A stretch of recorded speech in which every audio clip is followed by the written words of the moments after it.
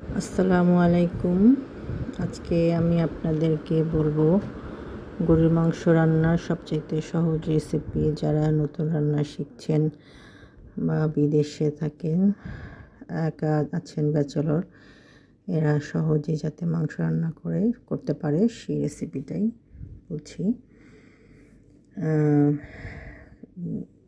গরুর মাংসটা প্রথমে আমি এখানে নিয়েছি প্রায় 2.5 কেজি, 2 কেজি 2.5 কেজির মতো।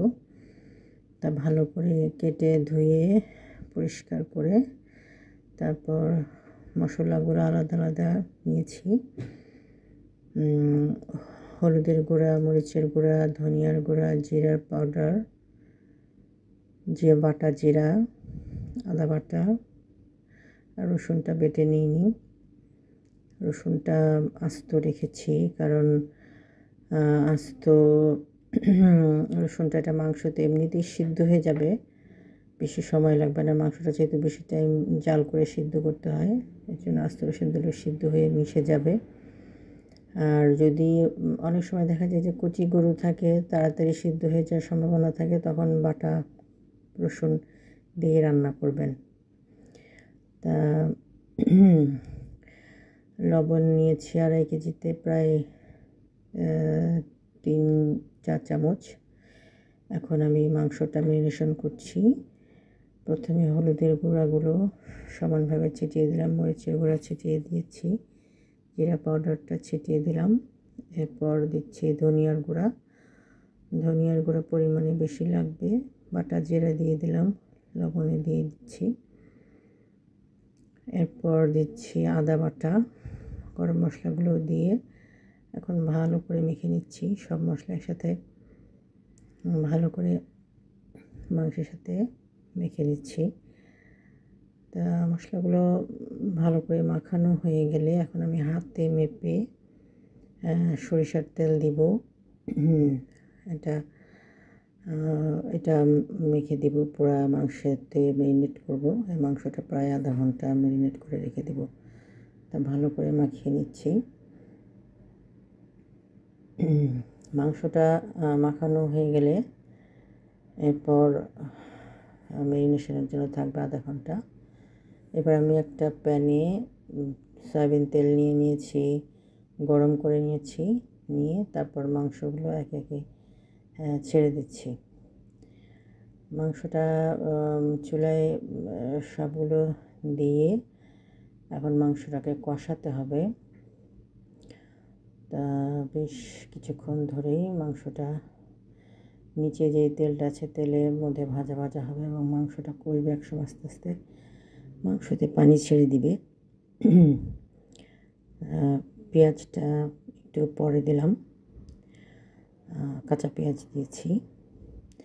ম্যারিনেশনের সময় পেঁয়াজটা আমি দিই নাই, এখন দিচ্ছি।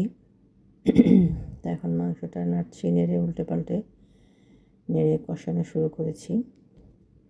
তা এখন মাংস আস্তে আস্তে কষতে কষতে নিচে পানি ছেড়ে দিয়েছে। তারপর আমি 2টা তেজপাতা দিয়ে দিলাম।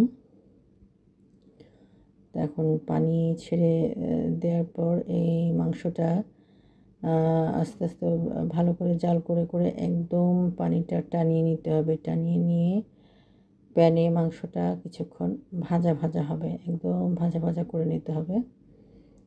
মাংসর গায়ে ভেতরে পুরো মশলাটা যখন ঢুকে যাবে, এরপর আমি পাশের চুলায় গরম পানি করে রেখেছি।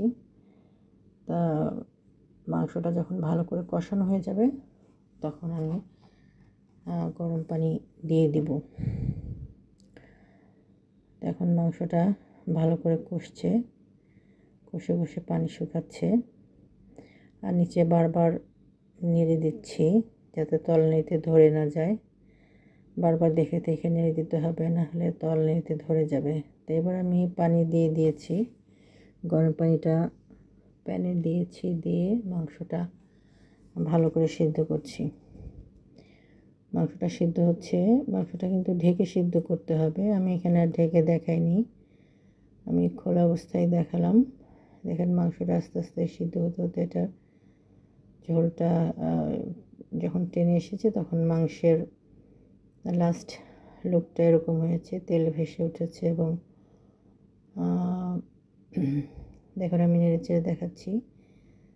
মাংসটা ঠিক এরকম হবে সিদ্ধ হয়ে যাওয়ার পর একদম।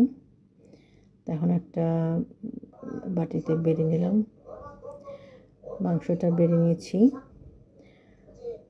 তা দেখুন এটার কালারটা কত সুন্দর হয়েছে, একদম সুন্দর একটা কালার এসেছে। তো আজকে এ পর্যন্তই। আসসালামু আলাইকুম।